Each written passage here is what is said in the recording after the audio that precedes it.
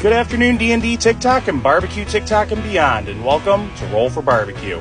Let's get it done. As always, this series is inspired by the popular Roll for Sandwich series by AdventuresinAardia, and by popular request, we're bringing back our strange fried dice. The dice have been rolled, and now it's time to roll for meat. 3, pork. Alright, let's see what type of pork we're making today. Here we go. And this one just doesn't want to stop spinning. 11, sausage. You can use whatever sausage you like, but we're using this Hillshire Farms Polish kielbasa. When I say Hillshire, you say farm. Hillshire, farm, go meat!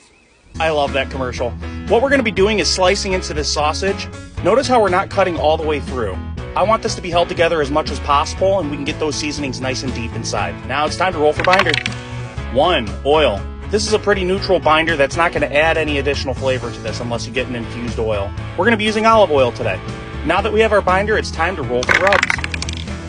6, taco seasoning, and 11, Heath Riles. Alright, let's see what we get for Heath Riles. 3, garlic butter. This is one of my favorites from the Heath Riles lineup.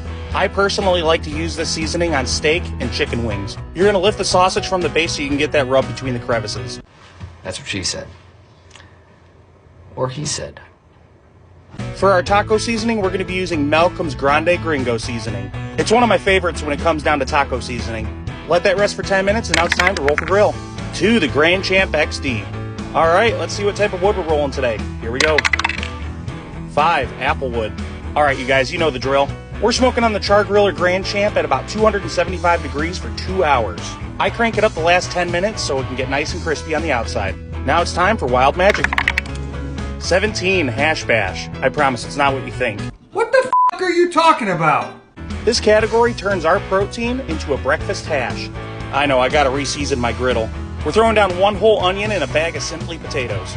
You can peel your own potatoes, but this is what I had on hand. Of course, with this category, we need to season this hash with the seasonings we used on our meat. We're gonna cook this until the potatoes are nice and tender and crispy on the outside.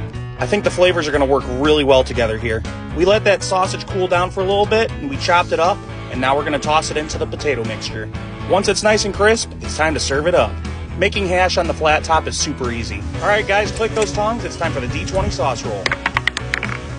2, horseradish sauce. Well, this hash looked good. I don't know, I think I should just try to keep an open mind. Maybe this horseradish sauce will add a nice heat behind this. But there's only one way to find out. Here we go. Okay.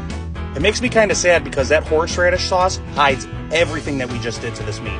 You can faintly taste the potatoes and onions and that sausage. It's really overpowered by that horseradish sauce, which is really disappointing. But on the bright side, I'm breathing a hell of a lot better. So when it comes down to a breakfast hash, horseradish sauce isn't the way to go. But how does the sausage taste on its own? Let's find out. The sausage alone is stellar. It's an 8.7 out of 10. It's nice and crispy and smoky. I also made some hash without the sauce. Let's see how it tastes on its own. You can definitely taste all the flavors now. Seriously, I think this was really good. I would give this a 9 out of 10 for sure without the sauce. But that's not how we rate things in the system. We have to make sure this is part of the Clean Plate Club, and we're going to give this one a solid 5.7 out of 10. And we're going to call this one Horsey Hash.